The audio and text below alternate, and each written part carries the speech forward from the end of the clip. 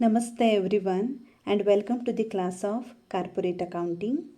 Dear students, in the previous sessions we have discussed almost all the theoretical aspects relating to amalgamation accounting. In this session we are going to solve some of the problems on this topic. Let's move ahead. X Limited takes over the business of Y limited. ಇಲ್ಲಿ X Limited ಅನ್ನುವಂಥ ಒಂದು company Y limited ಅವರ ಬಿಸ್ನೆಸ್ಸನ್ನು take over ಮಾಡ್ತಾ ಇದೆ. So ಇಲ್ಲಿ X limited ಅನ್ನುವ company ಏನಾಗುತ್ತೆ, transferee company ಆಗುತ್ತೆ. ವೈ ಲಿಮಿಟೆಡ್ ಅನ್ನುವ ಕಂಪನಿ ಏನಾಗುತ್ತೆ, ಟ್ರಾನ್ಸ್ಫರರ್ ಕಂಪನಿ ಆಗುತ್ತೆ. ಟ್ರಾನ್ಸ್ಫರರ್ ಕಂಪನಿ ಅಂದರೆ ಸೆಲ್ಲಿಂಗ್ ಕಂಪನಿ, ಟ್ರಾನ್ಸ್ಫರಿ ಕಂಪನಿ ಅಂದರೆ purchasing company. Let's move ahead. The share capital of Y Limited consists of 1000 equity shares of rupees 100 each fully paid and the debentures were rupees 50,000. ಇಲ್ಲಿ Y Limited ಅವರ share capital ಯಾವ ರೀತಿಯಾಗಿದೆ ಅಂದರೆ, ಈ share ಕ್ಯಾಪಿಟಲಲ್ಲಿ rupees 100 face ವ್ಯಾಲ್ಯೂವಿನ 1000 equity shares ಇದೆ. ಹಾಗೆಯೇ ಇವರ ಕಂಪನಿಯಲ್ಲಿ 50,000 ರುಪೀಸಿನ ಡಿಬೆಂಚರ್ಸ್ ಕೂಡ ಇದೆ. Let's move. X Limited agrees to issue 12 shares of rupees 10 each at a premium of rupees 5 per share in exchange for every share in Y Limited. ಇಲ್ಲಿ purchase ಕನ್ಸಿಡರೇಷನನ್ನು ಯಾವ ರೀತಿ ಅವರು ಪೇ ಮಾಡ್ತಾರೆ ಅಥವಾ ಸೆಟಲ್ ಮಾಡ್ತಾರೆ ಅಂದರೆ, ವೈ ಲಿಮಿಟೆಡ್ ಅವರ ಪ್ರತಿಯೊಂದು ಶೇರಿಗೆ ತಮ್ಮ ಕಂಪನಿಯ 12 ಶೇರ್ಸ್ಗಳನ್ನು ಇಶ್ಯೂ ಮಾಡ್ತಾರೆ. ಹಾಗಿದ್ರೆ ಈ ಶೇರ್ಸನ್ನು ಯಾವ ಪ್ರೈಸಲ್ಲಿ ಅವರು ಇಶ್ಯೂ ಮಾಡ್ತಾರೆ? ಪ್ರತಿ ಶೇರಿನ ಪ್ರೈಸ್ ಏನಿದೆ 10 ರುಪೀಸ್ ಇದೆ. ಅದನ್ನು ಅವರು 5 ರುಪೀಸ್ ಪ್ರೀಮಿಯಮ್ ಅಂತೆ ಇವರಿಗೆ ಇಶ್ಯೂ ಮಾಡ್ತಾ ಇದ್ದಾರೆ. Let's move ahead. It also agrees to discharge the debentures of Y Limited at a premium of 10% by the issue of its own debentures. ಹಾಗೆಯೇ ಅವರು ವೈ ಲಿಮಿಟೆಡ್ ಅವರ ಡಿಬೆಂಚರ್ಸ್ಗಳನ್ನು ಕೂಡ ಡಿಸ್ಚಾರ್ಜ್ ಮಾಡೋದಕ್ಕೆ ಅಗ್ರಿ ಆಗಿದ್ದಾರೆ. ಅದನ್ನು ಹೇಗೆ ಅವರು ಡಿಸ್ಚಾರ್ಜ್ ಮಾಡ್ತಾರೆ ಅಂದರೆ, 10% ಪ್ರೀಮಿಯಮಲ್ಲಿ ತಮ್ಮದೇ ಕಂಪನಿಯ ಓನ್ ಡಿಬೆಂಚರ್ಸ್ಗಳನ್ನ ಇಶ್ಯೂ ಮಾಡೋದರ ಮೂಲಕ ಡಿಸ್ಚಾರ್ಜ್ ಮಾಡ್ತಾರೆ. Here you have to compute purchase consideration. Okay, this is the problem. Let's see how to solve this problem. Computation of purchase consideration. ಇಲ್ಲಿ 3 ಕಾಲಮ್ಸ್ಗಳನ್ನು ನಾವು ಹಾಕ್ಕೋಬೇಕಾಗತ್ತೆ. First one is particulars, second one form, ಯಾವ ಫಾರ್ಮಿನಲ್ಲಿ ಅವರು purchase ಕನ್ಸಿಡ್ರೇಷನನ್ನು settle ಮಾಡ್ತಾರೆ, last one is amount. Okay, in particular column ನಾವು ಏನನ್ನು ಬರ್ಕೋಬೇಕು ಅಂದರೆ, ಫಾರ್ ಶೇರ್ ಹೋಲ್ಡರ್ಸ್, ಯಾವ ಶೇರ್ ಹೋಲ್ಡರ್ಸ್, ಕೆಲವೊಮ್ಮೆ 2-3 ಕ್ಯಾಟಗರಿಯ ಶೇರ್ ಹೋಲ್ಡರ್ಸ್ ಇರ್ಬೋದು. Preference shareholders, equity share holders, ಇದರಲ್ಲಿ ಬೇರೆ ಬೇರೆ ಫೇಸ್ ವ್ಯಾಲ್ಯೂವಿನ ಶೇರ್ಸನ್ನು ಅವರು ಹೊಂದಿರ್ಬೋದು. ಈ ರೀತಿ ನಾವು ಪರ್ಟಿಕ್ಯುಲರ್ಸಲ್ಲಿ ಆ ಐಟಮ್ಗಳನ್ನು ಬರ್ಕೋಬೇಕು. Here the only one category of shareholders, equity share holders ಮಾತ್ರ ಇದ್ದಾರೆ. So we have written for share holders of Y limited. Okay, for share holders of Y limited. ಇಲ್ಲಿ ನಾವು ಕ್ಯಾಲ್ಕ್ಯುಲೇಷನನ್ನು ಮಾಡ್ಕೋಬೇಕು. ಹಿಯರ್ ಯು ಸಿ ವೈ ಲಿಮಿಟೆಡ್ಡಿನ ಪ್ರತಿಯೊಂದು ಶೇರಿಗೆ X limited ಅವರು ಎಷ್ಟು ಶೇರ್ಸ್ಗಳನ್ನು ಇಶ್ಯೂ ಮಾಡ್ತಾ ಇದ್ದಾರೆ, ತಮ್ಮ ಕಂಪನಿಯ 12 ಶೇರ್ಗಳನ್ನು ಇಶ್ಯೂ ಮಾಡ್ತಾ ಇದ್ದಾರೆ. ಸೊ ಇಲ್ಲಿ ವೈ ಲಿಮಿಟೆಡ್ಡಲ್ಲಿ ಟೋಟಲ್ ಎಷ್ಟು ಇಕ್ವಿಟಿ ಶೇರ್ಸ್ಗಳಿವೆ? 1000 ಇಕ್ವಿಟಿ ಶೇರ್ಸ್ಗಳಿವೆ. ಸೊ ಎಷ್ಟು ಶೇರ್ಸನ್ನು ಅವರು ಇಶ್ಯೂ ಮಾಡ್ತಾರೆ ಅಂದರೆ, ಯು ಸಿ ಫಾರ್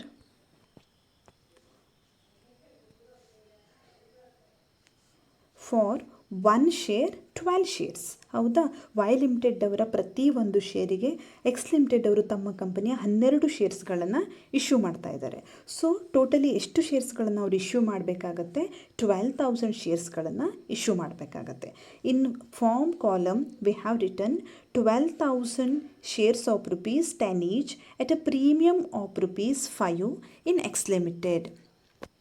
ಇಲ್ಲಿ ಟೋಟಲಿ 12,000 ಶೇರ್ಸ್ಗಳನ್ನು ಅವರು ಇಶ್ಯೂ ಮಾಡ್ತಾ ಇದ್ದಾರೆ. ಪ್ರತಿ ಶೇರಿನ ವ್ಯಾಲ್ಯೂ ಎಷ್ಟಿದೆ? ₹10 ಇದೆ. ಆದರೆ ಅವರು ಫೇಸ್ ವ್ಯಾಲ್ಯೂದಲ್ಲೇ ಅದನ್ನು ಇಶ್ಯೂ ಮಾಡ್ತಾ ಇಲ್ಲ, ಇದರ ಪ್ರೀಮಿಯಮಲ್ಲಿ ಅದನ್ನು ಇಶ್ಯೂ ಮಾಡ್ತಾ ಇದ್ದಾರೆ. ಪ್ರೀಮಿಯಮ್ ಅಮೌಂಟ್ ಎಷ್ಟಿದೆ? ₹5 ಪರ್ ಶೇರ್ ಇದೆ. ಸೊ 10 + 5 ಎಷ್ಟಾಯಿತು? ₹15 ಅಂತೆ ಅವರು ಇಶ್ಯೂ ಮಾಡ್ತಾ ಇದ್ದಾರೆ. Total 12,000 shares. ಸೊ 12,000 ಇಂಟು ₹15 ಎಷ್ಟಾಗುತ್ತೆ? 1,80,000 ಆಗುತ್ತೆ. ಸೊ ಇಲ್ಲಿ ಪರ್ಚೇಸ್ ಕನ್ಸಿಡರೇಷನ್ ಎಷ್ಟು? 1,80,000. ಹಾಗೆ ಇಲ್ಲಿ ಇಂಪಾರ್ಟೆಂಟ್ ನೋಟ್ ಅಂದರೆ ನಾವು ಹಿಂದೆ ಕೂಡ ಡಿಸ್ಕಸ್ ಮಾಡಿದ್ವಿ, ಡಿಬೆಂಚರ್ ಹೋಲ್ಡರ್ಸಿಗೆ ಡೈರೆಕ್ಟಾಗಿ ಅವರು ಏನಾದರೂ ಅಮೌಂಟನ್ನು ಕೊಟ್ಟರೆ, ಅವರ ಲಯಬಿಲಿಟಿಯನ್ನು ಡಿಸ್ಚಾರ್ಜ್ ಮಾಡಿದರೆ ಅದು ಪರ್ಚೇಸ್ ಕನ್ಸಿಡರೇಷನಿನ ಪಾರ್ಟ್ ಆಗೋದಿಲ್ಲ. ಯಾಕೆಂದರೆ ಪರ್ಚೇಸ್ ಕನ್ಸಿಡರೇಷನನ್ನು ಯಾರಿಗೆ ಕೊಡಬೇಕು?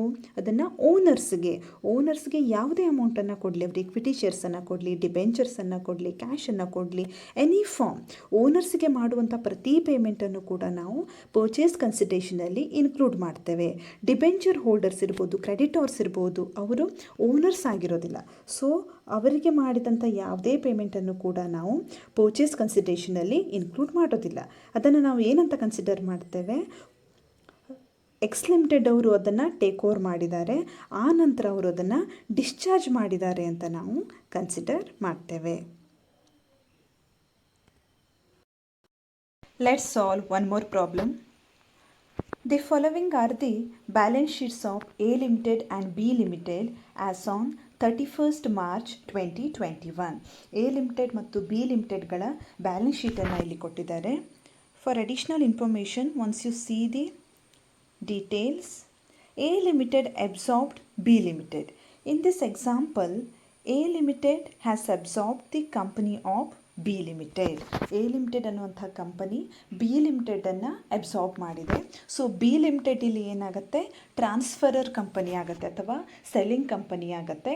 ಎ ಲಿಮಿಟೆಡ್ ಏನಾಗುತ್ತೆ? ಟ್ರಾನ್ಸ್ಫರಿ ಕಂಪನಿ ಅಥವಾ ಪರ್ಚೇಸಿಂಗ್ ಕಂಪನಿ ಆಗುತ್ತೆ. ಈಗ ಈ ಕಂಪನಿಗಳ ಬ್ಯಾಲೆನ್ಸ್ ಶೀಟನ್ನು ಒಮ್ಮೆ ನೋಡೋಣ. The first part equity and liabilities. ಇದರಲ್ಲಿ ಮೊದಲನೇ ಐಟಮ್ ಅಂದರೆ ಶೇರ್ ಹೋಲ್ಡರ್ಸ್ ಫಂಡ್ಸ್.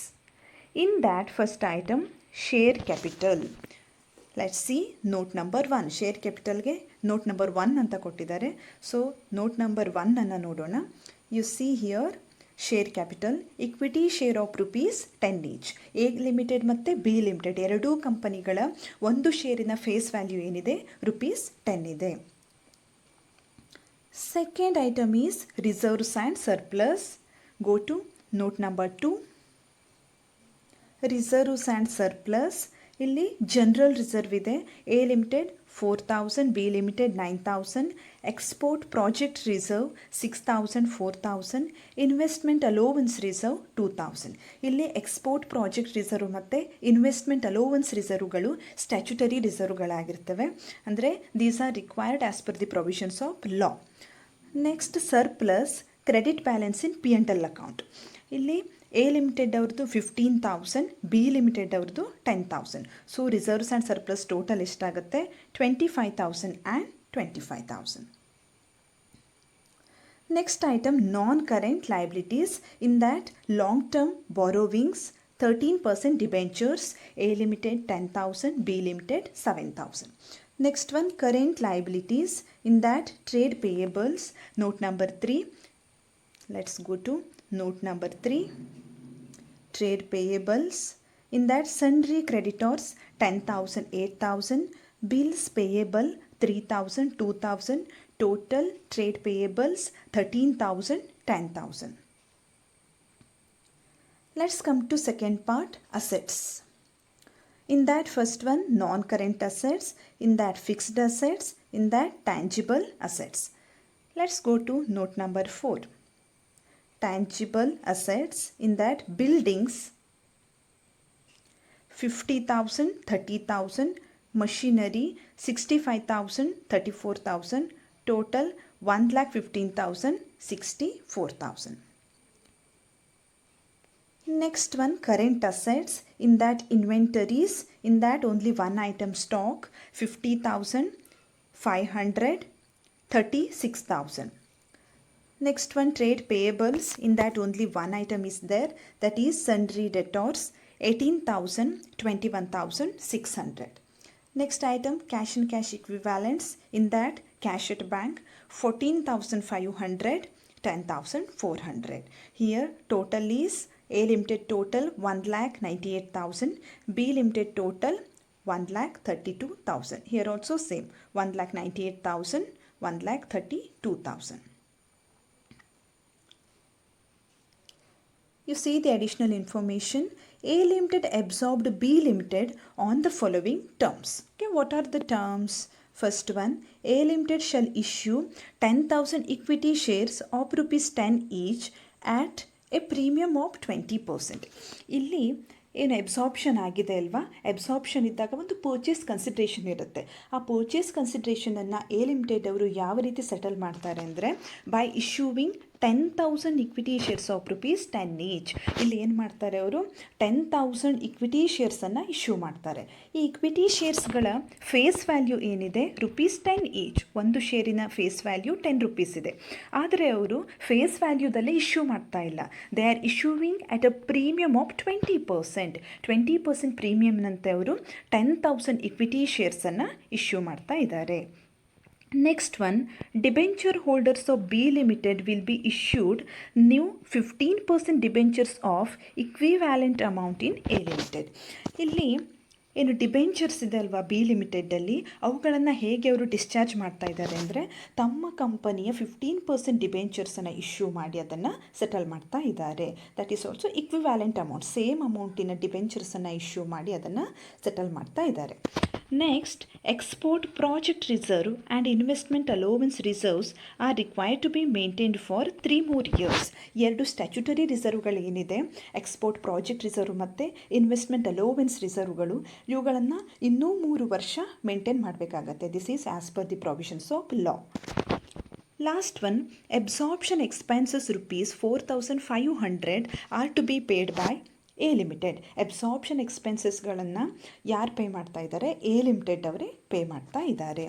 ಇದು ಒಂದು ಅಬ್ಸಾರ್ಪ್ಷನ್ನಿನ ಕೇಸ್ ಆಗಿದೆ. ಇಲ್ಲಿ 2 ಕಂಪನಿಗಳಿವೆ, ಒಂದು ಎ ಲಿಮಿಟೆಡ್, ಇನ್ನೊಂದು ಬಿ ಲಿಮಿಟೆಡ್. ಎ ಲಿಮಿಟೆಡ್ ಅಂದರೆ ಟ್ರಾನ್ಸ್ಫರೀ ಕಂಪನಿ, ಬಿ ಲಿಮಿಟೆಡ್ ಅಂದರೆ ಟ್ರಾನ್ಸ್ಫರರ್ ಕಂಪನಿ. ನೀವು ಈಸಿಯಾಗಿ ಹೇಗೆ ನೆನಪಿಟ್ಕೋಬೋದು ಅಂತ ಟ್ರಿಕ್ ಕೂಡ ನಾನು ಹೇಳಿದ್ದೆ.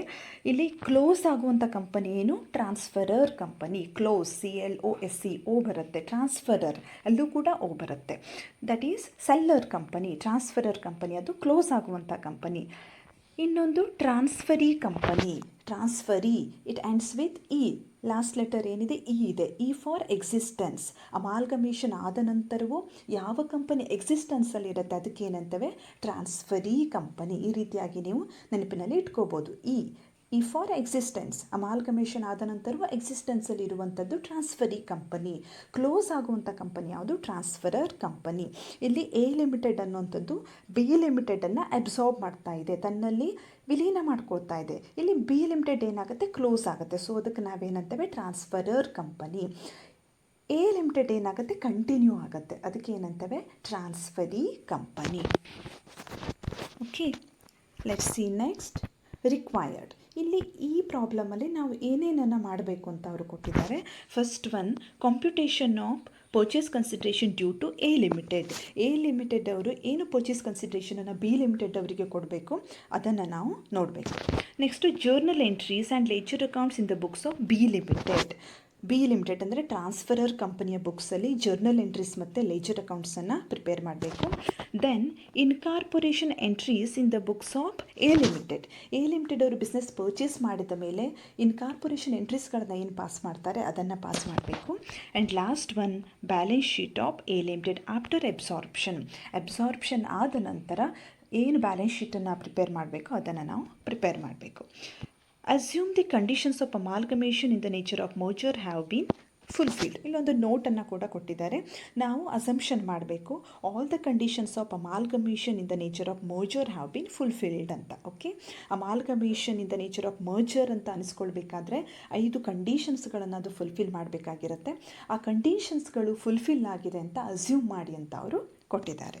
ಓಕೆ, ಇಲ್ಲಿ 4 ಈ ಸೊಲ್ಯೂಷನ್ನಲ್ಲಿ 4 ಪಾರ್ಟ್ಗಳಿವೆ. ಮೊದಲನೇ ಪಾರ್ಟ್ ಅಂದರೆ ಪರ್ಚೇಸ್ ಕನ್ಸಿಡ್ರೇಷನನ್ನು ಕ್ಯಾಲ್ಕುಲೇಷನ್ ಮಾಡೋದು. ಎರಡನೆಯ ಪಾರ್ಟಲ್ಲಿ journal entries and ledger accounts in the transferor company. Then incorporation entries in the books of transferee company and balance sheet of A limited after amalgamation. Amalgamated balance sheet ಅಂತ ಕೂಡ ಹೇಳ್ತೇವೆ.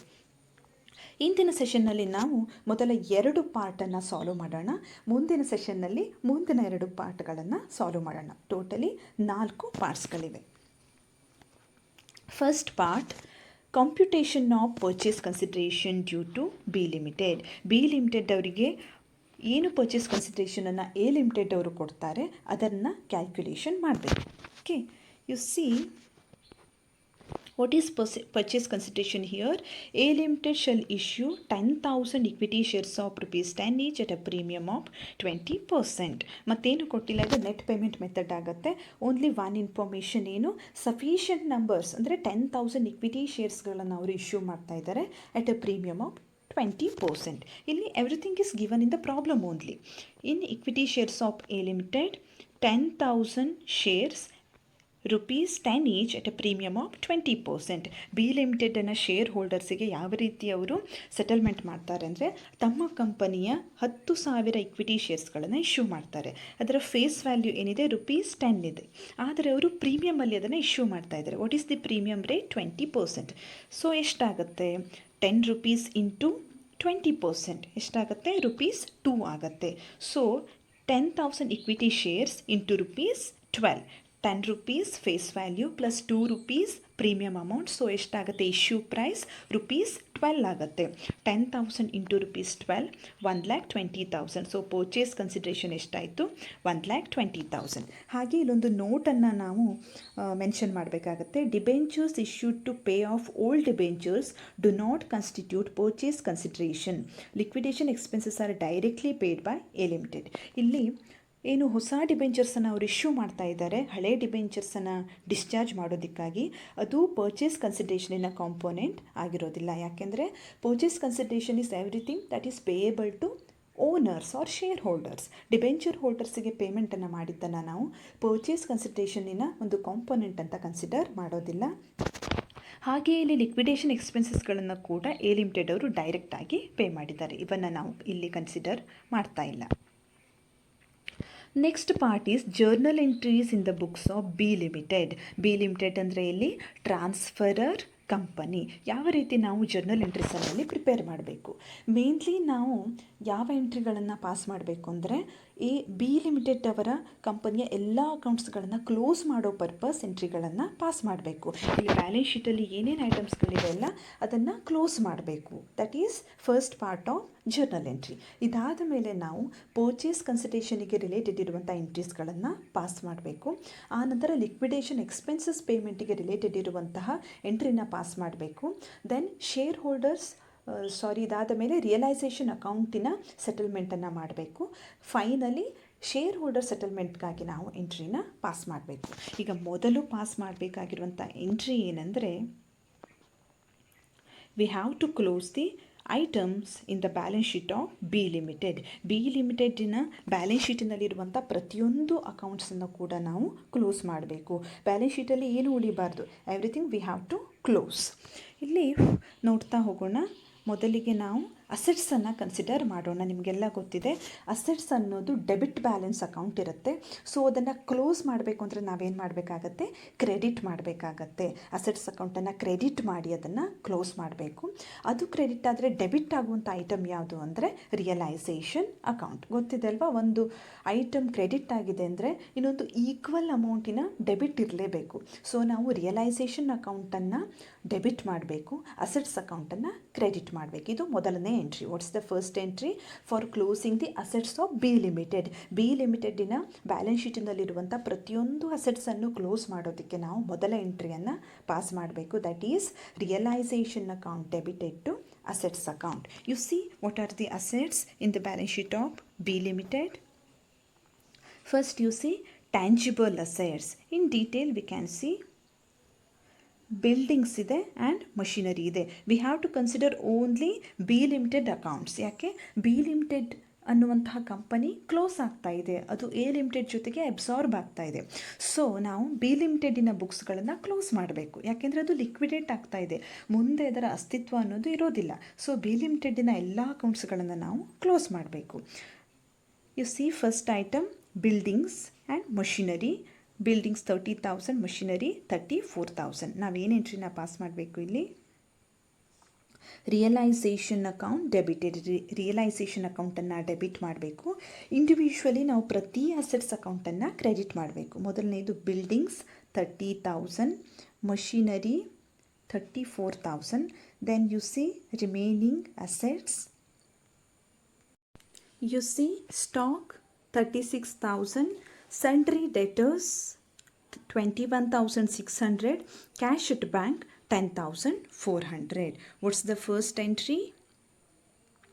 Realization account debited to buildings account, to machinery account, to stock account, to debtors account, to bank account, being transfer of assets to realization account. B ಲಿಮಿಟೆಡಿನ balance ಶೀಟ್ನಲ್ಲಿರುವಂಥ ಪ್ರತಿಯೊಂದು ಅಸೆಟ್ಸ್ಗಳನ್ನು ನಾವು close ಮಾಡಿದ್ವಿ. ಅಸೆಟ್ಸ್ಗಳ ಬ್ಯಾಲೆನ್ಸ್ ಯಾವುದಿರುತ್ತೆ, ಡೆಬಿಟ್ ಬ್ಯಾಲೆನ್ಸ್ ಇರುತ್ತೆ. So ಅವುಗಳನ್ನು ನಾವು ಕ್ರೆಡಿಟ್ ಮಾಡಿ ಕ್ಲೋಸ್ ಮಾಡಿದ್ವಿ. ಅದಕ್ಕೆ ಈಕ್ವಲ್ ಡೆಬಿಟನ್ನು ನಾವು ರಿಯಲೈಸೇಷನ್ ಅಕೌಂಟಿಗೆ ಮಾಡಿದ್ವಿ. ಇದರ ಟೋಟಲ್ ಏನಾಗುತ್ತೆ, 1,32,000 ಆಗುತ್ತೆ. Second entry is for transferring liabilities to realisation account. ಮೊದಲ ಸ್ಟೆಪ್ ಏನು, ಬ್ಯಾಲೆನ್ಸ್ ಶೀಟಿನಲ್ಲಿರುವಂಥ ಪ್ರತಿಯೊಂದು ಅಸೆಟ್ಸ್ಗಳನ್ನು ನಾವು ಕ್ಲೋಸ್ ಮಾಡಿದ್ವಿ. ಎರಡನೇ ಸ್ಟೆಪ್ ಏನು, ಬಿ ಲಿಮಿಟೆಡಿನ ಬ್ಯಾಲೆನ್ಸ್ ಶೀಟಿನಲ್ಲಿರುವಂಥ ಪ್ರತಿಯೊಂದು ಲೈಬಿಲಿಟೀಸ್ಗಳನ್ನು ನಾವು ಕ್ಲೋಸ್ ಮಾಡಬೇಕು. Let's see the liabilities.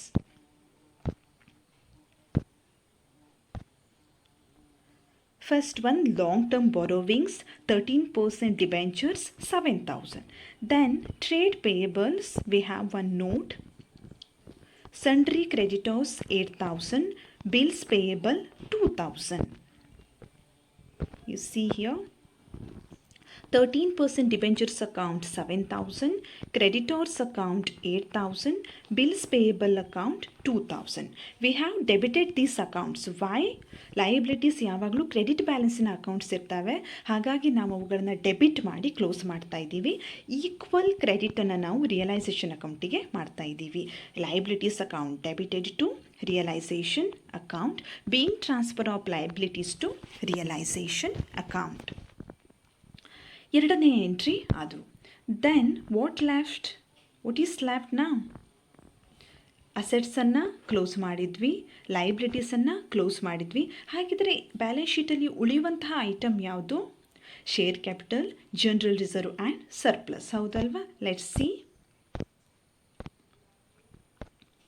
Here share capital 90,000 and under reserves and surplus general reserve 9,000, export project reserve 4,000, investment allowance reserve 2,000 and P&L account credit balance 10,000.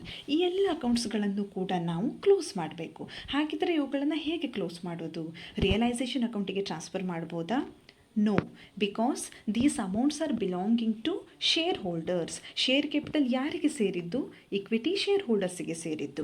ಹಾಗೆಯೇ ಈ ಅಕ್ಯುಮುಲೇಟೆಡ್ ಪ್ರಾಫಿಟ್ಸ್ ಆ್ಯಂಡ್ ರಿಸರ್ವ್ಸ್ ಯಾರಿಗೆ ಸೇರಿದ್ದು?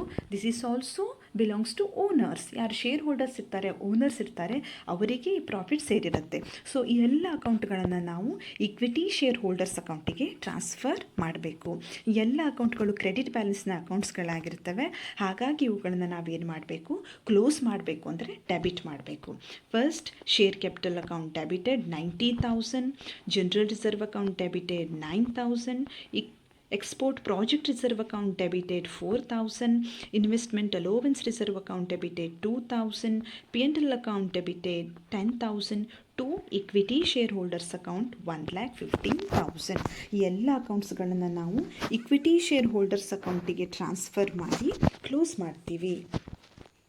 You have to write being transfer of paid up capital and reserves to equity shareholders account. Okay, ಈ ರೀತಿಯಾಗಿ ನೆರೇಷನನ್ನು ನೀವು ಬರೀಬೇಕು.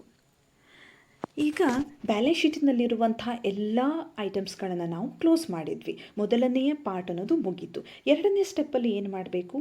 V have to pass 2 entries relating to purchase consideration. Purchase ಕನ್ಸಿಡ್ರೇಷನ್ನಿಗೆ ಸಂಬಂಧಿಸಿದಂತೆ 2 ಎಂಟ್ರಿಗಳನ್ನು pass ಮಾಡಬೇಕು. ಮೊದಲನೇ entry for due. Okay, purchase consideration due ಅಂತ ಒಂದು ಎಂಟ್ರಿನ ಪಾಸ್ ಮಾಡಬೇಕು. Second entry is for actual receipt of purchase consideration. Purchase ಕನ್ಸಿಡ್ರೇಷನಿನ ಆ್ಯಕ್ಚುಯಲ್ ರಿಸಿಟ್ಗಾಗಿ ಇನ್ನೊಂದು ಎಂಟ್ರಿನ ಪಾಸ್ ಮಾಡಬೇಕು. ಮೊದಲನೇ entry, this is for purchase consideration due. Here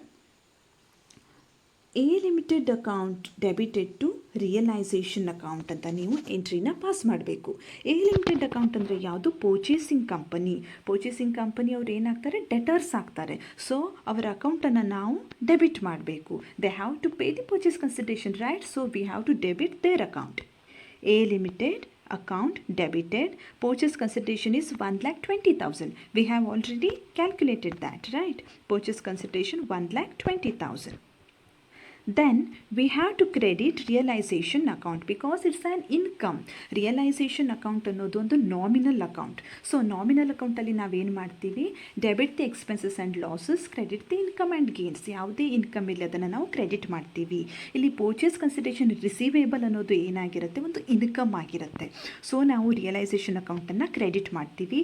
A Limited ಅವರು ಡೆಟರ್ಸ್ ಆಗ್ತಾರೆ. They have to pay the amount to our company ಅಂದರೆ B Limited. ಇಲ್ಲಿ ನಾವು ಯಾವ ಕಂಪನಿಯ ಬುಕ್ಸಲ್ಲಿ ಎಂಟ್ರಿಯನ್ನು ಪಾಸ್ ಮಾಡ್ತಾ ಇರ್ತೀವಿ ಆ ಕಂಪನಿಯನ್ನು ನಮ್ಮ ಪಾಯಿಂಟ್ ಆಫ್ ವ್ಯೂ ಅಂತ ತೆಗೆದುಕೊಳ್ಬೇಕು. So A limited account debited 1,20,000 to realisation account being purchase consideration receivable. Due entry ಅಂದರೆ it is not actually received, it is due, it is to be receivable by that company. Next entry is for receipt of purchase consideration. Actually purchase ಕನ್ಸಿಡರೇಷನನ್ನು receive ಮಾಡಿದ ಮೇಲೆ ಒಂದು ಎಂಟ್ರಿನ pass ಮಾಡಬೇಕು. That is shares in A limited account debited to A limited account. ಇಲ್ಲಿ A limited ಅಕೌಂಟಿಂದ ಏನು amount ಬರಬೇಕಿತ್ತು ಪರ್ಚೇಸ್ ಕನ್ಸಿಡರೇಷನ್ ಅದು ರಿಸೀವ್ ಆಗುತ್ತೆ. ಹಾಗೆ ರಿಸೀವ್ ಆದಾಗ ಏನಾಗುತ್ತೆ, ಅವರ ಅಕೌಂಟ್ ಅನ್ನೋದು ಕ್ಲೋಸ್ ಆಗುತ್ತೆ. ಹೌದಲ್ವಾ, ಅವರು ಡೆಟರ್ಸ್ ಇರ್ತಾರೆ, ಅಮೌಂಟನ್ನು ಪೇ ಮಾಡಬೇಕಾಗಿರುತ್ತೆ. ಅವರು ಪೇ ಮಾಡಿದ ಮೇಲೆ ಆ ಬ್ಯಾಲೆನ್ಸ್ ಏನಾಗುತ್ತೆ, ಡೆಟರ್ಸ್ ಬ್ಯಾಲೆನ್ಸು ರೆಡ್ಯೂಸ್ ಆಗುತ್ತೆ. ಸೊ ಅದನ್ನು ನಾವು ಕ್ರೆಡಿಟ್ ಮಾಡಬೇಕು. ವಿ ಹ್ಯಾವ್ ರಿಸಿಟ್ ಶೇರ್ಸ್, ನಾವು ಶೇರ್ಸನ್ನು ರಿಸೀವ್ ಮಾಡ್ತೀವಿ. Debit what comes in, so we have to debit shares in A limited account. ಅದನ್ನು ನಾವು ರಿಸೀವ್ ಮಾಡಿರ್ತೀವಿ. ಸೊ ನಾವು ಅದನ್ನು ಡೆಬಿಟ್ ಮಾಡಬೇಕು. Shares in A limited account debited 1,20,000 to A limited account 1,20,000. We have to write being receipt of purchase consideration in 10,000 equity shares of rupees 10 each at rupees 12 per share. ನಾವು ಹೇಗೆ ಇದನ್ನು receive ಮಾಡಿದ್ವಿ, rupees 10 ಅನ್ನೋದು face value ಇತ್ತು, ಆದರೆ we have received at rupees 12 ಅಂದರೆ ಪ್ರೀಮಿಯಮಲ್ಲಿ ಅವರು ಇಶ್ಯೂ ಮಾಡ್ತಾರೆ. So we have to mention both. These were the equity shares of rupees 10 each, but they are issued at a price of rupees 12 per share. ಇದಾದ ಮೇಲೆ ನಾವು ಏನು ಮಾಡಬೇಕು, liquidation expenses ಇದ್ದರೆ ಅದರ ಪೇಮೆಂಟ್ಗಾಗಿ ಒಂದು ಎಂಟ್ರಿನ ಪಾಸ್ ಮಾಡಬೇಕು. ಆದರೆ ಈ ಕೇಸಲ್ಲಿ that expense is directly paid by transferee company. A Limited ಕಂಪನಿಯವರು ಡೈರೆಕ್ಟಾಗಿ ಪೇ ಮಾಡಿದ್ದಾರೆ. ಸೊ ಅದನ್ನು ನಾವು ಇಗ್ನೋರ್ ಮಾಡಬೇಕು. It is not paid by this company, ಅಂದರೆ ಬಿ ಲಿಮಿಟೆಡ್ ಕಂಪನಿ ಪೇ ಮಾಡಿದ್ದಲ್ಲ. ಸೊ ಅದನ್ನು ನಾವಿಲ್ಲಿ ಕನ್ಸಿಡರ್ ಮಾಡಬಾರ್ದು. Next entry is for closing the realisation account. Realisation ಅಕೌಂಟನ್ನು ಕ್ಲೋಸ್ ಮಾಡೋದಕ್ಕಾಗಿ ಎಂಟ್ರಿನ ಪಾಸ್ ಮಾಡಬೇಕು. ಇಲ್ಲಿ ನೀವು ರಫ್ ಆಗಿ ಒಂದು ಕ್ಯಾಲ್ಕುಲೇಷನನ್ನು ಮಾಡ್ಕೋಬೇಕಾಗತ್ತೆ. ರಿಯಲೈಸೇಷನ್ ಅಕೌಂಟಲ್ಲಿ ಏನೇನು ಡೆಬಿಟ್ ಆಗಿದೆ, ಏನೇನು ಕ್ರೆಡಿಟ್ ಆಗಿದೆ. ಯು ಸಿ ಇಲ್ಲಿ ಡೆಬಿಟ್ ಆಗಿದೆ ಎಷ್ಟು, 1,32,000 ಡೆಬಿಟ್ ಆಗಿದೆ. ಹಾಗೆಯೇ ಕ್ರೆಡಿಟ್ ಎಷ್ಟಾಗಿದೆ, 17,000 ಕ್ರೆಡಿಟ್ ಆಗಿದೆ. ಹೌದಾ. ನೆಕ್ಸ್ಟ್ ಯು ಸಿ ಇಲ್ಲಿ ಮತ್ತೆ ಕ್ರೆಡಿಟ್ ಆಗಿದೆ ಎಷ್ಟು, 1,20,000 ಕ್ರೆಡಿಟ್ ಆಗಿದೆ. ಸೊ ಇಲ್ಲಿ ಡಿಫ್ರೆನ್ಸ್ ಎಷ್ಟಾಗುತ್ತೆ, U C credit 1,20,000 plus one more credit here 17,000. So credit side ಎಷ್ಟಾಯಿತು, 1,37,000 ಆಯಿತು. ಬಟ್ ಡೆಬಿಟ್ ಸೈಡ್ ಎಷ್ಟಿದೆ, 1,32,000 ಇದೆ. ಸೊ ಡಿಫ್ರೆನ್ಸ್ ಯಾವ ಕಡೆಗೆ ಬರುತ್ತೆ, ಡೆಬಿಟ್ ಸೈಡು ಡಿಫ್ರೆನ್ಸ್ ಬರುತ್ತೆ. ಕ್ರೆಡಿಟ್ ಎಷ್ಟಿದೆ, 1,37,000 ಇದೆ, ಡೆಬಿಟ್ಟು 1,32,000 ಇದೆ. ಸೊ ಕ್ರೆಡಿಟ್ ಸೈಡು ಜಾಸ್ತಿ ಇದೆ. It is like P&L account. Credit side ಜಾಸ್ತಿ ಇದ್ದು ಡೆಬಿಟ್ ಸೈಡ್ ಕಡಿಮೆ ಇದ್ದರೆ ಏನಾಗುತ್ತೆ, ಪ್ರಾಫಿಟ್ ಆಗುತ್ತೆ. ಒಂದು ವೇಳೆ ಡೆಬಿಟ್ ಸೈಡೇ ಬ್ಯಾಲೆನ್ಸ್ ಜಾಸ್ತಿ ಇದ್ದು ಕ್ರೆಡಿಟ್ ಸೈಡ್ ಟೋಟಲ್ ಕಡಿಮೆ ಆಗಿದರೆ ಏನಾಗುತ್ತೆ, ಅದು ಲಾಸ್ ಆಗುತ್ತೆ. ಈ ಕೇಸಲ್ಲಿ ಏನಿದೆ, ಕ್ರೆಡಿಟ್ ಸೈಡ್ ಟೋಟಲ್ ಜಾಸ್ತಿ ಆಗಿದೆ, ಡೆಬಿಟ್ ಸೈಡ್ ಟೋಟಲು ಕಡಿಮೆ ಆಗಿದೆ. ಸೊ ನಾವೇನಂತ ಕನ್ಸಿಡರ್ ಮಾಡಬೇಕು, ಪ್ರಾಫಿಟ್ ಅಂತ ಕನ್ಸಿಡರ್ ಮಾಡಿ ರಿಯಲೈಸೇಷನ್ ಅಕೌಂಟ್ ಡೆಬಿಟ್ ಮಾಡಬೇಕು. ರಿಯಲೈಸೇಷನ್ ಅಕೌಂಟ್ ಏನಾಗುತ್ತೆ, ಡೆಬಿಟ್ ಆಗುತ್ತೆ. ಯಾಕೆಂದರೆ ಡೆಬಿಟ್ ಸೈಡು ಶಾರ್ಟ್ ಫಾಲ್ ಇದೆ, ಡಿಫರೆನ್ಸ್ ಇದೆ. So we have to debit realisation account. rupees 5,000, 1,37,000 minus 1,32,000. ಇಲ್ಲಿ ರಿಯಲೈಸೇಷನ್ ಪ್ರಾಫಿಟ್ ಇರಲಿ ಲಾಸ್ ಇರಲಿ ಅದನ್ನು ಯಾರ ಅಕೌಂಟಿಗೆ ಟ್ರಾನ್ಸ್ಫರ್ ಮಾಡಬೇಕು ಅಂದರೆ ಇಕ್ವಿಟಿ ಶೇರ್ ಹೋಲ್ಡರ್ಸ್ ಅಕೌಂಟಿಗೆ ಟ್ರಾನ್ಸ್ಫರ್ ಮಾಡಬೇಕು. Realisation account debited rupees 5,000 to equity share holders account being transfer of profit on realisation. ಇಲ್ಲಿ ಕೊನೆಯ ಎಂಟ್ರಿಯನ್ನು ನಾವು ಯಾವುದಕ್ಕಾಗಿ ಪಾಸ್ ಮಾಡಬೇಕು ಅಂದರೆ for settlement of share holders account. Equity share holders account ಏನಿದೆ ಅದನ್ನು ಸೆಟಲ್ಮೆಂಟ್ ಮಾಡಬೇಕು. You see equity share holders ಅಕೌಂಟನ್ನು ನಾವು 1,15,000ಗೆ ಕ್ರೆಡಿಟ್ ಮಾಡಿದ್ದೀವಿ. ಹಾಗೆ ಇಕ್ವಿಟಿ ಶೇರ್ ಹೋಲ್ಡರ್ಸ್ ಅಕೌಂಟನ್ನು ಇಲ್ಲಿ 5000ಗೆ ಕ್ರೆಡಿಟ್ ಮಾಡಿದ್ದೀವಿ. ಸೊ ಟೋಟಲ್ ಕ್ರೆಡಿಟ್ ಎಷ್ಟಾಯಿತು? 1,15,000 here 1 credit and 5,000 1 more credit. So 1,20,000 total credit ಆಗಿದೆ. ಸೊ ಅದನ್ನು ಕ್ಲೋಸ್ ಮಾಡಬೇಕು ಅಂದರೆ ನಾವೇನು ಮಾಡಬೇಕು? 1,20,000 ಡೆಬಿಟ್ ಮಾಡಬೇಕು. So we have debited equity share holders account debited 1,20,000.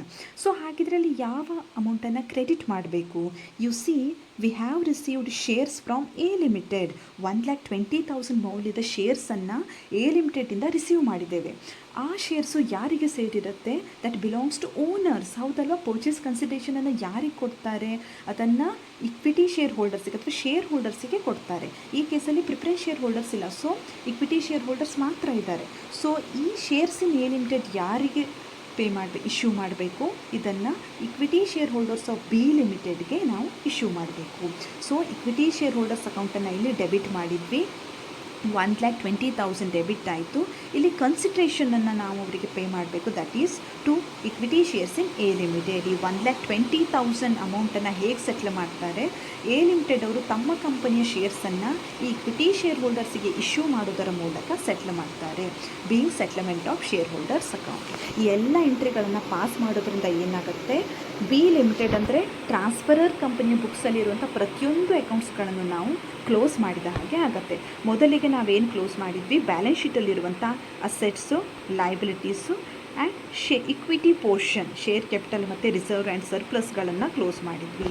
ಇದಾದ ಮೇಲೆ purchase consideration due entry pass ಮಾಡಿದ್ವಿ. ಆಮೇಲೆ ಪರ್ಚೇಸ್ ಕನ್ಸಿಡರೇಷನ್ ರಿಸಿಪ್ಟಿಗೆ ಎಂಟ್ರಿನ ಪಾಸ್ ಮಾಡಿದ್ವಿ. ಇದಾದ ಮೇಲೆ ರಿಯಲೈಸೇಷನ್ ಅಕೌಂಟನ್ನು ಕ್ಲೋಸ್ ಮಾಡಿದ್ವಿ. ಅಲ್ಲಿದ್ದಂಥ ಬ್ಯಾಲೆನ್ಸ್, ಆ ಪ್ರಾಫಿಟನ್ನು ಇಕ್ವಿಟಿ ಶೇರ್ ಹೋಲ್ಡರ್ಸ್ ಅಕೌಂಟಿಗೆ ಟ್ರಾನ್ಸ್ಫರ್ ಮಾಡಿದ್ವಿ. ಫೈನಲಿ ಏನು ಮಾಡಿದ್ವಿ? ಇಕ್ವಿಟಿ ಶೇರ್ ಹೋಲ್ಡರ್ಸ್ ಅಕೌಂಟನ್ನು ಸೆಟಲ್ ಮಾಡಿದ್ವಿ. ಹೇಗೆ ನಾವು ಅದನ್ನು ಸೆಟಲ್ ಮಾಡಿದ್ವಿ? ಎ ಲಿಮಿಟೆಡಿಂದ ಏನು ಶೇರ್ಸ್ ರಿಸೀವ್ ಆಗಿತ್ತೋ ಆ ಶೇರ್ಸನ್ನು ಶೇರ್ ಹೋಲ್ಡರ್ಸಿಗೆ ಇಶ್ಯೂ ಮಾಡಿ ಅವರ ಅಕೌಂಟನ್ನು ಕೂಡ ಕ್ಲೋಸ್ ಮಾಡಿದ್ವಿ. Here the next part is leisure accounts in the books of B limited, that is transferor company. Transferor ಕಂಪನಿಯ ಬುಕ್ಸಲ್ಲಿ ನಾವು ಲೆಜರ್ ಅಕೌಂಟ್ಸ್ಗಳನ್ನು ಪ್ರಿಪೇರ್ ಮಾಡಬೇಕು. ನಾವು ಹಿಂದೆ ಏನು ಜರ್ನಲ್ ಎಂಟ್ರೀಸನ್ನು ಪಾಸ್ ಮಾಡಿದ್ವಿ ಅವೇ ಎಂಟ್ರಿಗಳನ್ನು ಲೆಜರ್ ಅಕೌಂಟ್ಸಿಗೆ ಪೋಸ್ಟ್ ಮಾಡಬೇಕು. Here the first account you know that realisation account. ವಿದ್ಯಾರ್ಥಿಗಳೇ ಸರಿಯಾಗಿ ನೆನಪಿನಲ್ಲಿಟ್ಕೊಳ್ಳಿ. ಈ ರಿಯಲೈಸೇಷನ್ ಅಕೌಂಟಿನ ಡೆಬಿಟ್ ಸೈಡ್ ಮೊದಲಿಗೆ ಬ್ಯಾಲೆನ್ಸ್ ಶೀಟಲ್ಲಿ ಕೊಟ್ಟಂಥ ಎಲ್ಲ ಅಸೆಟ್ಸ್ಗಳನ್ನ ಟ್ರಾನ್ಸ್ಫರ್ ಮಾಡಿ ಅವುಗಳನ್ನು ಕ್ಲೋಸ್ ಮಾಡಬೇಕು. ನಾವು ಹಿಂದೆ ಎಂಟ್ರಿಯನ್ನು ಕೂಡ ಪಾಸ್ ಮಾಡಿದ್ವಿ. ಏನಿತ್ತು ಆ entry? Realisation account debited to all assets account. ಆ ಎಂಟ್ರಿನ ನಾವು ಮೊದಲಿಗೆ ಪೋಸ್ಟ್ ಮಾಡಬೇಕು. That is realisation account debited to buildings, to machinery, to stock, to debtors, to bank. Okay, ಇದಾದ ಮೇಲೆ ನಾವು ಸೆಕೆಂಡ್ ಏನು ಮಾಡಬೇಕು? ಕೊಟ್ಟಂತಹ ಎಲ್ಲ ಲೈಬಿಲಿಟಿ ಅಕೌಂಟ್ಗಳನ್ನು ಕ್ಲೋಸ್ ಮಾಡಬೇಕು. ಅದಕ್ಕೆ ಏನು ಎಂಟ್ರಿ ಪಾಸ್ ಮಾಡಬೇಕಪ್ಪ ಅಂದರೆ, ಲೈಬಿಲಿಟೀಸ್ ಯಾವಾಗಲೂ ಕ್ರೆಡಿಟ್ ಬ್ಯಾಲೆನ್ಸ್ ಅಕೌಂಟ್ಸ್ ಇರ್ತವೆ, ಹಾಗಾಗಿ ಅವುಗಳನ್ನ ಡೆಬಿಟ್ ಮಾಡಿ ನಾವು ಕ್ಲೋಸ್ ಮಾಡಬೇಕಾಗತ್ತೆ. ಸೊ ಇಲ್ಲಿ ಏನಾಗುತ್ತೆ? 13% debentures account, creditors account, bills payable account debited to realisation account ಅಂತ ಎಂಟ್ರಿನ ಪಾಸ್ ಮಾಡ್ತೇವೆ. ಸೊ ರಿಯಲೈಸೇಷನ್ ಅಕೌಂಟ್ನಲ್ಲಿ ಯಾವ ಸೈಡ್ ಅದು ಅಪಿಯರ್ ಆಗುತ್ತೆ? ಬೈ ಸೈಡ್ ಅಪಿಯರ್ ಆಗುತ್ತೆ. By 13% debentures, by creditors account 8,000, by bills payable account 2,000. ಸ್ವಲ್ಪ ಅಲೈನ್ಮೆಂಟ್ ಇಲ್ಲಿ ಚೇಂಜ್ ಆಗಿದೆ. ಈ ರೀತಿಯಾಗಿ ನಾವು ಎಂಟ್ರಿಗಳನ್ನು ಪಾಸ್ ಮಾಡಬೇಕು. ಮೊದಲನೇದಾಗಿ ಎಲ್ಲ ಅಸೆಟ್ಸ್ಗಳನ್ನು ಡೆಬಿಟ್ ಸೈಡ್ ಟ್ರಾನ್ಸ್ಫರ್ ಮಾಡಬೇಕು. ಎರಡನೇದಾಗಿ ಎಲ್ಲ ಲೈಬಿಲಿಟೀಸ್ಗಳನ್ನು ಕ್ರೆಡಿಟ್ ಸೈಡ್ ಟ್ರಾನ್ಸ್ಫರ್ ಮಾಡಬೇಕು. ಕೆಲವೊಬ್ಬರಿಗೆ ಕನ್ಫ್ಯೂಸ್ ಆಗುತ್ತೆ, ಅಸೆಟ್ಸ್ಗಳನ್ನು ಡೆಬಿಟ್ ಸೈಡ್ ಟ್ರಾನ್ಸ್ಫರ್ ಮಾಡಬೇಕು, ಕ್ರೆಡಿಟ್ ಸೈಡ್ ಟ್ರಾನ್ಸ್ಫರ್ ಮಾಡಬೇಕು. ನೀವು ಒಂದು ಸಣ್ಣ ಟ್ರಿಕ್ಕನ್ನು ನೆನಪಿನಲ್ಲಿ ಇಟ್ಕೊಳ್ಳಿ. ಆಲ್ಫಾಬೆಟ್ಸಲ್ಲಿ ಮೊದಲಿಗೆ ಬರುವಂಥದ್ದು ಎ ಫಾರ್ ಅಸೆಟ್ಸ್. ಮೊದಲಿಗೆ ಅಸೆಟ್ಸನ್ನು ನಾವು ಟ್ರಾನ್ಸ್ಫರ್ ಮಾಡಬೇಕು. ಮೊದಲು ಸಿಗುವಂತಹ ಪಾರ್ಟ್ ಯಾವುದು? Debit side. ಸೊ ಅಸೆಟ್ಸನ್ನು ಡೆಬಿಟ್ ಸೈಡು ಟ್ರಾನ್ಸ್ಫರ್ ಮಾಡಬೇಕು. ನೆಕ್ಸ್ಟ್ ಬರುವಂಥದ್ದೇನು? L for liabilities. ಆ ಲೈಬಿಲಿಟೀಸನ್ನು ನಾವು ಕ್ರೆಡಿಟ್ ಸೈಡಿಗೆ ಟ್ರಾನ್ಸ್ಫರ್ ಮಾಡಬೇಕು. ಎಲ್ ಅಂತ ನೆನಪಿನಲ್ಲಿ ಇಟ್ಕೊಳ್ಳಿ. Debit assets, credit liabilities. ಆ ರೀತಿಯಾಗಿ ನೀವು ಪಾಸ್ ಮಾಡಿ. ಇದಾದ ಮೇಲೆ ನೆಕ್ಸ್ಟ್ ನಾವು ಪರ್ಚೇಸ್ ಕನ್ಸಿಡರೇಷನ್ ಡ್ಯೂ ಎಂಟ್ರಿನ ಪಾಸ್ ಮಾಡಿದ್ವಿ. What was that entry? A limited account debited to realisation account. ಈ ಪರ್ಚೇಸ್ ಕನ್ಸಿಡರೇಷನ್ ಏನಿದೆ, ಇದೊಂದು ಇನ್ಕಮ್ ಇದೆ, ಇನ್ಕಮ್ ರಿಸೀವೇಬಲ್ ಇದೆ.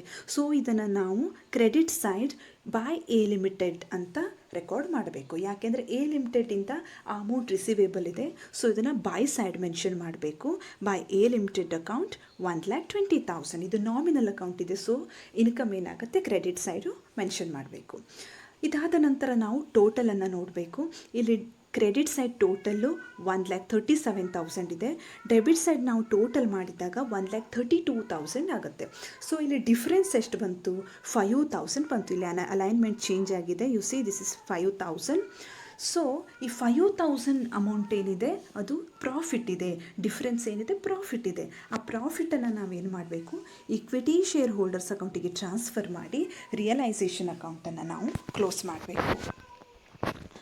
Next account is equity share holders account. Equity share ಹೋಲ್ಡರ್ಸಿಗೆ ಯಾವ ಅಮೌಂಟ್ಸು ಸೇರುತ್ತೆ ಅವೆಲ್ಲವುಗಳನ್ನು ನಾವು ಇಕ್ವಿಟಿ ಶೇರ್ ಹೋಲ್ಡರ್ಸ್ ಅಕೌಂಟಿಗೆ ಟ್ರಾನ್ಸ್ಫರ್ ಮಾಡಿ ಕ್ಲೋಸ್ ಮಾಡ್ತೀವಿ. ಇಲ್ಲಿ ಅದು ಯಾವ್ಯಾವ ಅಕೌಂಟ್ ಅಂದರೆ, you see the journal entry here. Share capital account ಇರ್ಬೋದು, ಜನರಲ್ ರಿಸರ್ವ್ ಇರ್ಬೋದು, ಎಕ್ಸ್ಪೋರ್ಟ್ ಪ್ರಾಜೆಕ್ಟ್ ರಿಸರ್ವ್ ಅಕೌಂಟ್ ಇರ್ಬೋದು, ಇನ್ವೆಸ್ಟ್ಮೆಂಟ್ ಅಲೋವೆನ್ಸ್ ರಿಸರ್ವ್ ಇರ್ಬೋದು, P&L ಅಕೌಂಟ್ ಇರ್ಬೋದು. ಈ ಎಲ್ಲ ಅಕೌಂಟ್ಸ್ಗಳು ಯಾರಿಗೆ ಸೇರುತ್ತೆ? ಇವು ಇಕ್ವಿಟಿ ಶೇರ್ ಹೋಲ್ಡರ್ಸಿಗೆ ಸೇರುವಂತಹ ಅಕೌಂಟ್ಸ್ಗಳು, ಅಂದರೆ ಫಂಡ್ಸ್ಗಳು, ಶೇರ್ ಹೋಲ್ಡರ್ಸ್ ಫಂಡ್ಸ್ ಅಂತ ಹೇಳ್ತೀವಿ. ಇವುಗಳನ್ನು ನಾವೇನು ಮಾಡಬೇಕು?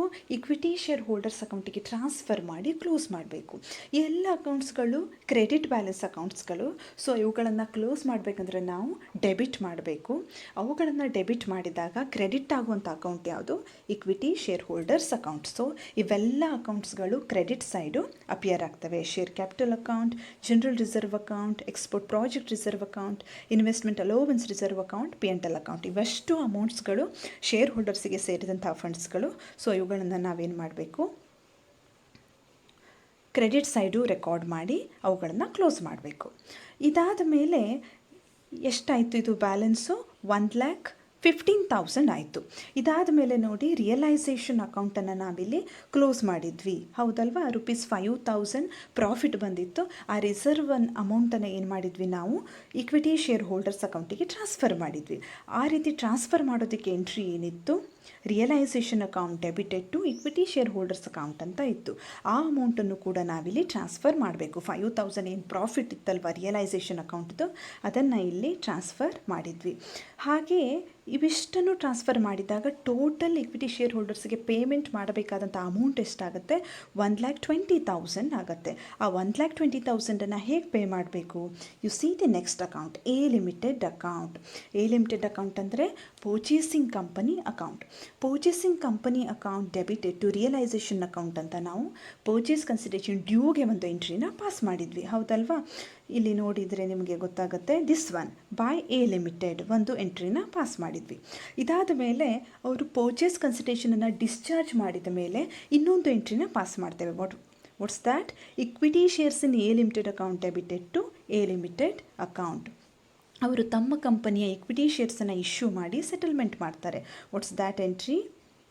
This one, shares in A limited account debited to A limited account. ಇದನ್ನು ನಾವು ಬೈ ಸೈಡ್ ಶೋ ಮಾಡ್ತೇವೆ. By equity share holders account 1,20,000 ಅಂತ ಕ್ರೆಡಿಟ್ ಸೈಡು ಶೋ ಮಾಡ್ತೇವೆ. ಸೊ ಪರ್ಚೇಸಿಂಗ್ ಕಂಪನಿ ಅಕೌಂಟಲ್ಲಿ ಏನು ಬರುತ್ತೆ? To side, to realisation account ಅಂದರೆ debit side ಬರುತ್ತೆ. Credit side by equity shares in A limited account ಅಂತ ಬರುತ್ತೆ. ಓಕೆ, ಇಲ್ಲಿ ಇಕ್ವಿಟಿ ಶೇರ್ಸನ್ನು ಏನು ನಾವು ಎ ಲಿಮಿಟೆಡಿಂದ ರಿಸೀವ್ ಮಾಡಿದ್ವಿ ಅದನ್ನು ನಾವು ಯಾರಿಗೆ ಇಶ್ಯೂ ಮಾಡ್ತೇವೆ? Equity share holders of B limited, ಅಂದರೆ ಬಿ ಲಿಮಿಟೆಡ್ ನಮ್ಮ ಕಂಪನಿಯ ಇಕ್ವಿಟಿ ಶೇರ್ ಹೋಲ್ಡರ್ಸಿಗೆ ಅದನ್ನು ಇಶ್ಯೂ ಮಾಡ್ತೇವೆ. So to equity shares in A limited ಅಂತ ಬರುತ್ತೆ. ಅಂಡರ್ಸ್ಟ್ಯಾಂಡ್ ಆಯ್ತಲ್ವಾ? ಇಕ್ವಿಟಿ ಶೇರ್ ಹೋಲ್ಡರ್ಸ್ ಅಕೌಂಟಲ್ಲಿ ಕ್ರೆಡಿಟ್ ಸೈಡ್ ಏನು ಬರುತ್ತೆ? ಅವರಿಗೆ ಸೇರಿದಂಥ ಎಲ್ಲ ಅಮೌಂಟ್ಸ್ಗಳು ಬರುತ್ತೆ. Share capital, reserve, P&L account, realisation profit ಇದ್ರೆ ಅವೆಲ್ಲವೂ ಕೂಡ ಬರುತ್ತೆ. ಟೂ ಸೈಡ್ ಅಂದರೆ ಡೆಬಿಟ್ ಸೈಡ್ ನಾವು ಏನನ್ನು ಮೆನ್ಷನ್ ಮಾಡ್ತೀವಿ? ಅವರ ಕ್ಲೇಮ್ಸನ್ನು ಯಾವ ರೀತಿ ಸೆಟಲ್ಮೆಂಟ್ ಮಾಡ್ತೇವಲ್ಲ ಅದನ್ನು, ಆ ಫಾರ್ಮನ್ನು ನಾವಿಲ್ಲಿ ಮೆನ್ಷನ್ ಮಾಡ್ತೇವೆ. ಯಾವ ಫಾರ್ಮಲ್ಲಿ ಅವರಿಗೆ ಪೇಮೆಂಟನ್ನು ಮಾಡ್ತೇವೆ? ಎ ಲಿಮಿಟೆಡಿನ ಇಕ್ವಿಟಿ ಶೇರ್ಸಿಂದ ಅವರ ಸೆಟಲ್ಮೆಂಟ್ ಮಾಡ್ತೇವೆ. So equity shares in A ಲಿಮಿಟೆಡನ್ನು ಡೆಬಿಟ್ ಮಾಡಿ ಉಳಿದಂತಹ ಅಮೌಂಟನ್ನು ನಾವಿಲ್ಲಿ ಕ್ರೆಡಿಟ್ ಮಾಡ್ತಾ ಇದ್ದೇವೆ. ಎ ಲಿಮಿಟೆಡ್ ಅಕೌಂಟಲ್ಲಿ ಪರ್ಚೇಸ್ ಕನ್ಸಿಡರೇಷನ್ ಡ್ಯೂ ಎಂಟ್ರಿ ಏನು ಬರುತ್ತೆ? ಅದು ಟು ರಿಯಲೈಸೇಷನ್ ಅಂತ ಡೆಬಿಟ್ ಸೈಡ್ ಬರುತ್ತೆ. ಅದರ ಡಿಸ್ಚಾರ್ಜ್ ಏನಿದೆ ಅದು by side, by equity shares in A limited ಅಂತ ಬರುತ್ತೆ. ಈ ರೀತಿಯಾಗಿ ನಾವು ಲೆಡ್ಜರ್ ಅಕೌಂಟ್ಸನ್ನು ಪ್ರಿಪೇರ್ ಮಾಡಬೇಕು. ಇಲ್ಲಿ ಇಂಪಾರ್ಟೆಂಟ್ ಇರುವಂತಹ ಲಿಡ್ಜರ್ ಅಕೌಂಟ್ಸ್ ಅಂದರೆ ಒಂದು ರಿಯಲೈಸೇಷನ್ ಅಕೌಂಟ್, ಇನ್ನೊಂದು ಇಕ್ವಿಟಿ ಶೇರ್ ಹೋಲ್ಡರ್ಸ್ ಅಕೌಂಟ್, ಇನ್ನೊಂದು ಪರ್ಚೇಸಿಂಗ್ ಕಂಪನಿ ಅಥವಾ ಟ್ರಾನ್ಸ್ಫರಿ ಕಂಪನಿ, ಇಲ್ಲಿ ಎ ಲಿಮಿಟೆಡ್ ಅಕೌಂಟ್ ಆಗಿರುತ್ತೆ. ಓಕೆ ಡಿಯರ್ ಸ್ಟೂಡೆಂಟ್ಸ್, ಇವತ್ತಿನ ದಿನ ನಾವು amalgamation in the nature of merger ಮೇಲೆ 2 ಇಲ್ಲಸ್ಟ್ರೇಷನ್ ಪ್ರಾಬ್ಲಮ್ಗಳನ್ನು ನೋಡಿದ್ವಿ. ಈ ಹಿಂದೆ ನಾವು ನೋಡಿದಂಥ ಇಲ್ಲಸ್ಟ್ರೇಷನ್ನಲ್ಲಿ ಓನ್ಲಿ 2 ಪಾರ್ಟ್ಸನ್ನು ನಾವು ನೋಡಿದ್ದೇವೆ. ಅದರ ಮುಂದಿನ 2 ಪಾರ್ಟ್ಸ್ಗಳನ್ನು ನಾವು ಮುಂದಿನ ಸೆಷನ್ನಲ್ಲಿ ನೋಡೋಣ. These are my references. Thank you.